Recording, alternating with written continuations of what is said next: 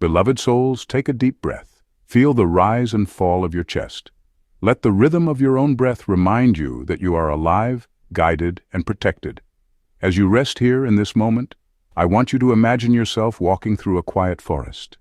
The path is soft beneath your feet, and the trees lean gently towards you as though they recognize your spirit. Sunlight filters through the leaves in golden streams, and you can hear the distant sound of water flowing. This is a place of peace. This is a place where the presence of the divine is not only near but also within. Now, while you are in this sacred stillness, I want you to reflect on something. Why is it that when your light begins to shine, some hearts grow restless? Why is it that when you walk with God, you carry not only His blessing, but also attract shadows from those who have yet to find peace within themselves? Chosen one, your very existence disrupts the comfort of those who live in jealousy, bitterness, and resentment. They see you walking in truth, in faith, and in a quiet strength, and without even speaking a word, your life exposes their own dishonesty and emptiness. They cannot understand why your soul glows, why doors open for you, or why your spirit seems to endure storms that would have crushed them. And instead of seeking light for themselves, they seek to dim yours. Some of you listening may know this too well. People you trusted once whispered behind your back. Groups formed not out of love but out of envy. They crafted plots against you, hoping you would stumble, hoping you would be silenced. And yet, here you are, still standing, still breathing, still chosen. The truth, beloved, is that no weapon formed against you can prosper, not because you are without weakness, but because your path is guarded by the Eternal. For the Lord is your defender, and the Holy One of Israel is your Redeemer. That is not just scripture, it is lived reality. I want you to sit with this. Sometimes God allows you to see the betrayal, the envy, and the schemes of others, not to frighten you, but to show you the futility of human malice against divine will. These jealous groups may gather in secret rooms, their words sharp as arrows. But each arrow is bent, each plan tangled, for the Creator Himself watches over His chosen. This is not a dramatic battle fought in thunder and fire. No, it is quieter than that. Justice often moves in silence. Karma often arrives in ways unseen until it is too late. The very energy they sent forth returns, circling back like a tide to the shore. Their anger, their lies, their jealousy, all of it becomes their own burden to carry. And so, dear soul, you do not need to fight them. You do not need to shout, to prove, or to justify. Your stillness is your shield. Your prayers are your fortress. Your alignment with God is the sword no one can touch. As we walk further into this message, I will share with you 7 truths, 7 reflections to help you understand divine justice, how karma unfolds, and why your spirit is called to remain at peace even as the schemes of others dissolve into nothingness. Let us begin. Point 1. Jealousy is a reflection of their emptiness, not your worth.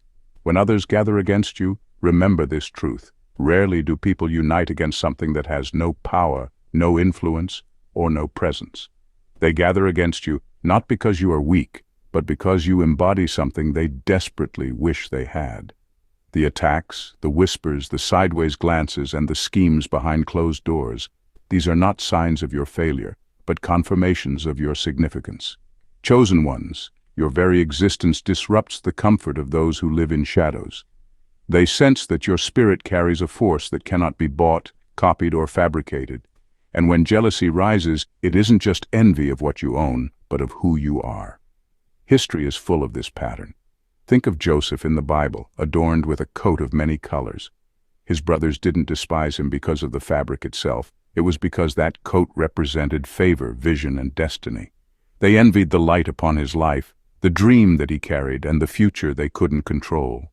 Even Jesus faced constant opposition, not because he was powerless, but because his teachings, miracles, and truth unsettled the systems of power. People fear what they cannot control, and they despise what reminds them of their own lack. This is why the chosen are often isolated, targeted, or misunderstood, because your very light exposes the shadows where others hide. But here's where it gets deeper. Jealousy is actually a confession.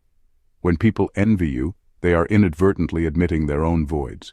Their plotting, their gossip, They're passive-aggressive attacks. They are signals pointing directly to what they feel is missing in themselves. They see your resilience and realize how fragile they are. They see your courage and recognize their own cowardice. They see your growth and are reminded of how stuck they remain. You become a mirror they cannot bear to look into. Instead of healing themselves, they attempt to break the mirror, believing it will shatter the reflection. Yet the truth is this: no matter how much they gather, they cannot dim a flame that was lit by the divine. Psychologists even affirm this reality. Studies on envy and jealousy show that when people feel threatened by another's success, it isn't the success itself that torments them, but what it represents about their own inadequacy. This is why chosen individuals often face collective resistance, because one person's insecurity can fester, and like a fire, it spreads, pulling others into the same bitterness. They gather not out of strength, but out of weakness disguised as unity. Like moths drawn to a flame, they circle, hoping to either steal the light or extinguish it, forgetting that their wings cannot survive the heat. And here lies your power. Every plot against you is a compliment in disguise. If you were insignificant, they wouldn't waste the energy. If you had nothing within you, they wouldn't gather at all.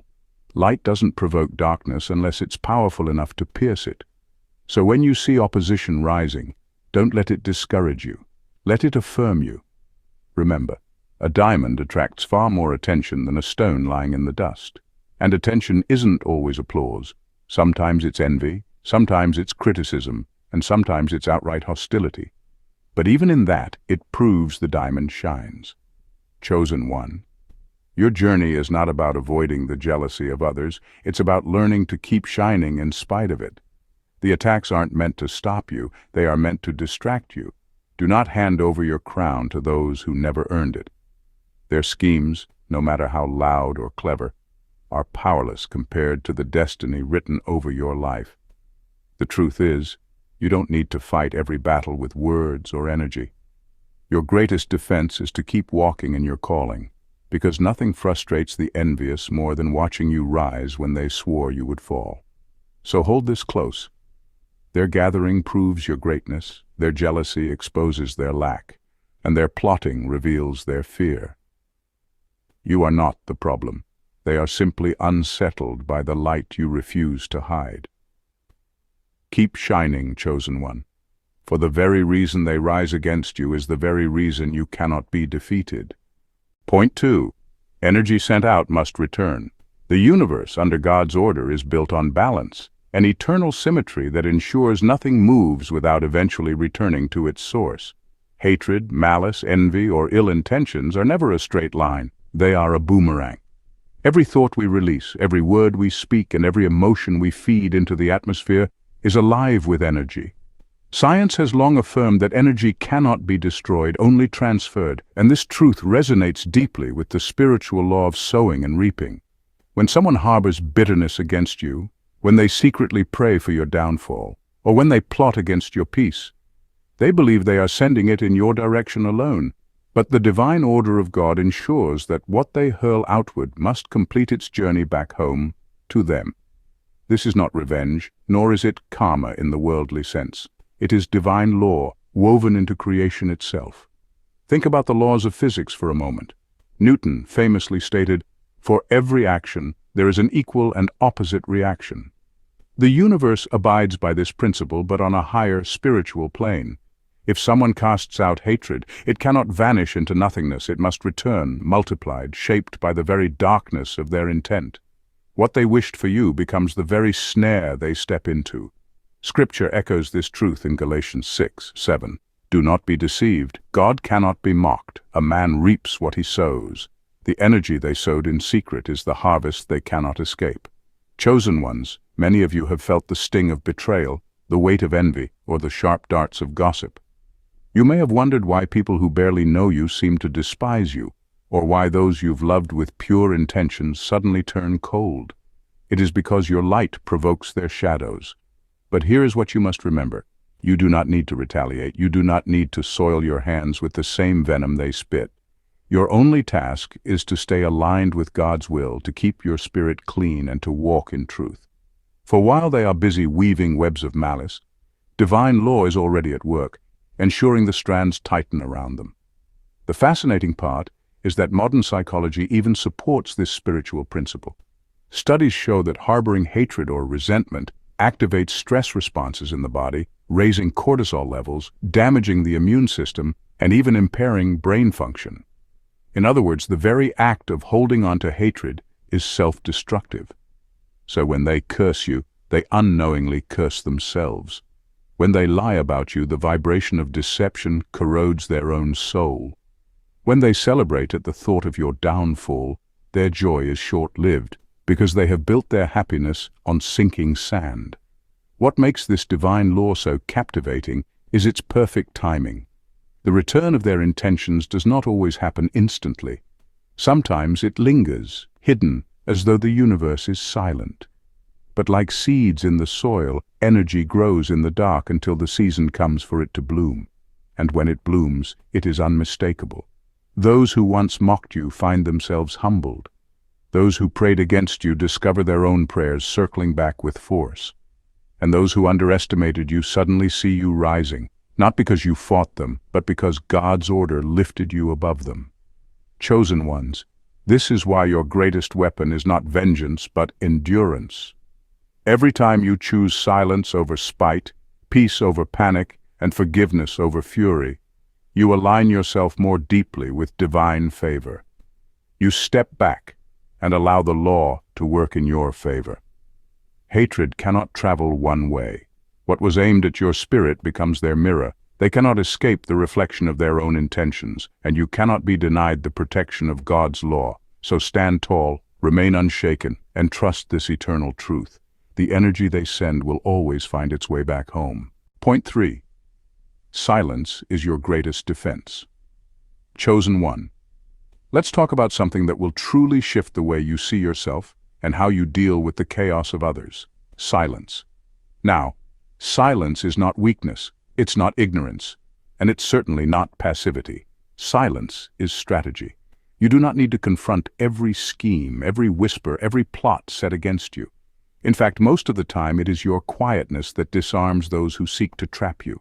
When you refuse to play their game, you strip them of their power. Think of it like this. Drama feeds on attention. It needs reaction. The moment you step into it, you become part of the performance, part of the energy exchange that was never meant for you. But when you hold your peace, you deny them the satisfaction of knowing they've gotten under your skin. History has shown us that silence has often been the greatest weapon of the wise. Look at spiritual teachers, mystics, and sages throughout time. They knew the art of stillness, of letting their calmness speak louder than any argument ever could. Ancient Stoic philosophers like Marcus Aurelius taught that not everything deserves a reaction, because reacting is often giving away your power to someone else's chaos. And science today backs this up. Psychological studies reveal that responding to toxic people with silence, what's often called the gray rock method, diminishes their influence and reduces their ability to manipulate your emotions. Your stillness is not just emotional maturity, it's also protection. Chosen one, you were not placed here to waste your divine energy wrestling with every scheme designed to distract you. People may plot, gossip, or try to provoke you, but when you refuse to engage, you protect your spiritual frequency. This isn't avoidance, it's discernment. You know what battles are worth fighting, and you know when the best move is to let karma take the wheel. Karma doesn't miss a beat, and it doesn't need your help to deliver its lessons. When you stay quiet, you allow the universe to handle what was never yours to fix. That's why many times those who tried to harm you eventually face the consequences of their actions, often in ways you couldn't have imagined. But here's the part that makes your silence even more powerful. It unsettles them. People who thrive on conflict expect resistance. They expect you to lash out, to defend yourself, to lower yourself to their level. When instead you respond with calmness, with no reaction, they are forced to face themselves. Your silence becomes a mirror, reflecting back their insecurity and immaturity. And that is what truly disarms them. It leaves them with nothing to fight against, nothing to feed on. Your peace becomes louder than their noise. In everyday life, This plays out more often than you realize. At work, maybe someone is constantly trying to undermine you. Instead of responding with equal negativity, you continue to move with quiet excellence. In family disputes, where old wounds can stir drama, you choose peace over pettiness. On social media, where arguments break out like wildfires, you hold your tongue and refuse to be dragged into meaningless debates. These are not small choices, these are acts of spiritual strength. Chosen one, your silence is not empty. It is full of wisdom, protection, and power. It allows you to conserve your energy for what really matters, your growth, your purpose, and your alignment with the divine. Remember this, not every storm requires you to shout over the thunder. Sometimes the most powerful thing you can do is remain still and let the storm exhaust itself. You carry a peace that unsettles the wicked, a calm that cannot be bought, and a patience that allows the universe to fight on your behalf. So protect your energy, stay quiet when the noise rises, and trust that what is meant to unfold will unfold without your interference. Point 4. God's timing is precise. It may seem delayed, but justice is never denied. Chosen one, this truth is older than time itself, woven into the very laws of the universe. When we talk about justice, we're not just speaking of courtrooms, judges, or human systems that can be flawed and biased. We're speaking of divine justice, the kind that no one can escape, not even the most cunning manipulator or the most hidden wrongdoer. This is the justice that comes through karma, through spiritual balance, and through the unseen hands of the Creator, making sure that everything eventually aligns the way it should. Now here's where it gets fascinating. Karma doesn't always reveal itself when we expect it to. Sometimes you witness it in real time, like when someone who mistreated others loses the very things they bragged about. It's like watching the universe write poetry in motion. Other times, however, karma operates behind the scenes, unfolding in ways you can't see, because the lesson is not meant for your eyes, but for theirs. You may not always get a front-row seat to their downfall, but trust that the balance is being restored, whether you see it or not. In fact, many spiritual teachers say the hidden karmic lessons are often the harshest because they strike at the places no one else knows. The private life, the sleepless nights, the struggles hidden behind closed doors. Think about it. How many times have you seen someone appear untouchable, living without consequence, only to later discover that their world had been quietly crumbling all along? Psychology even supports this idea. Guilt, shame, and dishonesty often manifest physically, leading to stress-related illnesses, broken relationships, and mental turmoil. Science calls it psychosomatic stress. Spirituality calls it karma catching up. The result is the same. No one outruns the energy they put out. But here's the unique part for you, chosen one. You are not just a bystander to karma. You are often the catalyst. Your very presence exposes truth. People who mistreat you often find themselves stumbling, not because you cursed them, but because divine justice reacts differently when it concerns the chosen. You are like a mirror, reflecting people's true selves back at them. If their intentions are pure, they thrive around you. If their intentions are toxic, their own actions rebound on them like an echo. The Bible even says, "Touch not my anointed, and do my prophets no harm." That's not just a warning, it's a spiritual law. And yes, the delay is part of the plan. Justice that comes too quickly doesn't always teach the right lesson. A seed takes time to grow, and so does karma. Sometimes the delay makes the lesson sharper, more undeniable, and impossible to ignore. Imagine someone who lied, schemed, and rose in status through manipulation. If karma struck instantly, they might dismiss it as coincidence. But when it comes years later, just as they think they've made it, the fall becomes a story that even they can't deny. That's divine timing, never rushed, never late, always exact. As you walk your path, remember that your role is not to chase justice. Your role is to stay aligned, to protect your peace, and to let the higher powers handle what you cannot. When you understand this, you stop wasting energy on revenge or bitterness. You realize that by simply living in truth, you allow the universe to work on your behalf. And believe me, nothing is more satisfying than watching the Creator write a story where integrity wins without you ever lifting a finger. So, chosen one, even when it feels like the wicked prosper, hold your peace. What is hidden will be revealed. What is crooked will be straightened, and what is stolen will be returned in ways greater than you imagined. Justice is never denied. It may seem delayed, but it always arrives. Sometimes as a whisper, sometimes as a storm, but always, always right on time. Point 5. You are being elevated, not punished. Chosen. 1.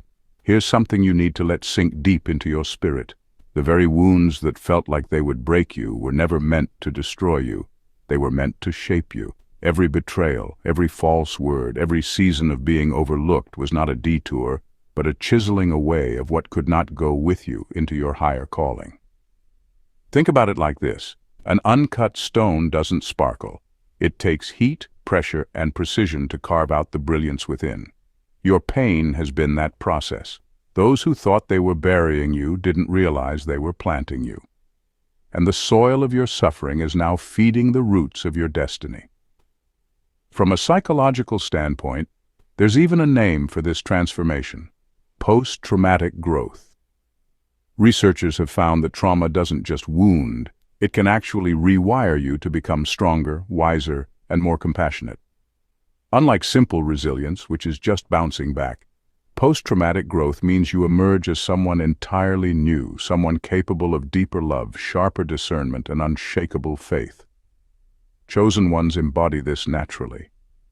That heartbreak that once crushed you now empowers you to stand independent of validation. That loneliness that felt unbearable opened the way for you to know divine companionship. And that betrayal, painful as it was, sharpened your ability to see through deception and false intentions. History itself confirms this truth. Look at Joseph, betrayed by his brothers, yet lifted into a position of power because of it. Look at Jesus, betrayed by his own disciple, yet through that very act, fulfilling the greatest redemption story ever told. These weren't coincidences. They were divine patterns. For those who are chosen, betrayal is not an accident, it's a setup. It pushes you into the exact position where your destiny can unfold. Even nature mirrors this truth. Diamonds, one of the most valuable treasures on earth, are formed only under extreme pressure. Seeds only sprout after being buried in darkness. Forests are renewed after fire. What looks like destruction is often creation in disguise. The very lies spoken about you, they weren't meant to define you, they were meant to refine you. The rejection you faced, it wasn't proof of your unworthiness, it was divine redirection. Chosen one, the paradox is this: your pain has always been your preparation. You were not shielded from hardship because you were being forged for leadership. A broken vessel pours living water far more authentically than one that's never cracked. Your scars are not signs of defeat. They are sacred evidence that you walked through fire and came out purified, not destroyed. So understand this: you are not losing, you are being positioned. Every plot against you is secretly pushing you closer to your throne. Every false word is confirmation that your truth cannot be silenced. Every loss is pruning, ensuring your future growth is abundant. And when the time comes for you to rise, your testimony will be undeniable proof that what was meant to break you only built you. You, chosen one, are being prepared for a rise no force can stop. Point 6. Forgiveness frees you from their energy. Holding on to resentment is like chaining yourself to a past moment, reliving the same wound over and over while expecting the other person to feel the pain you carry. But here's the spiritual truth. Chosen one. Resentment doesn't bind them, it binds you. You may think replaying the offense keeps you in control, but in reality, it keeps you stuck. Psychologists have long studied this and found that harboring bitterness impacts more than your emotions. It can weaken your immune system, heighten stress hormones like cortisol, and trap your brain in cycles of negativity. It's as if your body is reliving the pain of that moment every single time you replay it in your mind, keeping you in a prison that only forgiveness has the key to unlock. Forgiveness, however, doesn't mean erasing the past or excusing someone's wrong. It is more like cutting an invisible rope that ties you to them. Imagine dragging a heavy shadow behind you wherever you go. Resentment makes that shadow grow darker and heavier. Forgiveness severs the rope, allowing you to walk lighter and freer. It's a conscious decision to say, I will not let this hold power over my spirit any longer. This is not weakness, this is profound strength. Society often gets it wrong, seeing forgiveness as submission or as letting someone off too easily. Yet spiritually and even scientifically, forgiveness is one of the most empowering choices you can make. Research consistently shows that people who practice forgiveness experience better health outcomes. A study from Johns Hopkins Medicine found that forgiveness lowers blood pressure, reduces anxiety, and helps individuals sleep more soundly. The Mayo Clinic reports that forgiving others can lead to healthier relationships, greater psychological well-being, and even a stronger heart. The reason is clear. When the poison of resentment is flushed from your system, peace has room to take root. Holding on to bitterness is like drinking poison and expecting the other person to suffer. Forgiveness, on the other hand, clears your soul and body of that toxic weight, replacing it with healing. But forgiveness goes deeper than just health benefits. Spiritually, it is about aligning yourself with God's will. When you release someone through forgiveness, you're essentially saying, I trust God to handle this matter far better than I ever could. This surrender is not passive. It's an active choice to step out of the judge's seat and hand the gavel to the divine. Scripture reminds us in Romans 12:19, "Vengeance is mine, I will repay, saith the Lord." When you forgive, you let God's perfect justice prevail, instead of trying to orchestrate your own version of revenge, which often leaves you feeling emptier and more entangled. Think about it. Resentment keeps you bound to the offender, replaying the scene, hearing their words, and feeling the sting. Forgiveness breaks that chain and lets you move forward. In fact, many people who forgive report a sense of empowerment. They no longer feel defined by what happened, but instead defined by their ability to rise above it. And this is where your role as a chosen one shines. You are not ordinary. You are called to operate on higher frequencies of grace, strength, and divine wisdom. Forgiveness isn't about being blind to wrongdoing. It's about refusing to let wrongdoing blind you to your destiny. Psychologists also note that forgiveness is tied to emotional intelligence. Those who forgive are better at regulating emotions, managing conflict, and maintaining perspective. This doesn't mean they forget. It means they reframe the experience in a way that promotes growth. Take, for instance, the stories of people who turned deep betrayals into platforms for advocacy, inspiration, or creativity. They didn't erase their pain, but by forgiving they transformed it into power. Resentment builds walls. Forgiveness builds bridges to peace, clarity, and divine alignment. Consider Jesus' words on the cross, "Father, forgive them, for they know not what they do." That moment wasn't about condoning cruelty. It was about demonstrating the ultimate freedom that comes from releasing bitterness. Even in his deepest pain, Jesus chose forgiveness, showing us that true strength lies not in holding on, but in letting go. When you forgive, you mirror that divine example, reflecting God's love and power in your own life. And here's something fascinating. Forgiveness doesn't just affect you internally, it also influences the energy you radiate. People who forgive carry a different presence. Their energy is lighter, their interactions are warmer, and their aura is freer. This isn't mystical speculation, it's been observed in how relationships shift when forgiveness enters the room. Instead of carrying the heaviness of unresolved pain, the forgiven and forgiving person moves with ease, opening the door for new opportunities, deeper connections, and greater joy. Ultimately, the act of forgiving is not just about you and the person who hurt you. It's about you and God. It's about trusting Him enough to let go of the need to control outcomes and acknowledging that His justice, His timing, and His plan are greater than yours. The one who forgives is the one who wins because they step out of the prison of the past and into the freedom of the present. They become unstoppable, unbothered, and unchained. Point 7. Divine justice teaches lessons, not destruction. When karma returns, chosen one, it does not always come with fire and fury, nor does it always arrive to destroy. More often than not, it comes as a silent teacher, dressed in the fabric of everyday life, whispering lessons that cannot be ignored. Karma is not a punishment but a mirror, reflecting back the seeds each soul has planted. Think of it as the universe's way of balancing energy. What was sent out must return. whether love or betrayal, kindness or cruelty.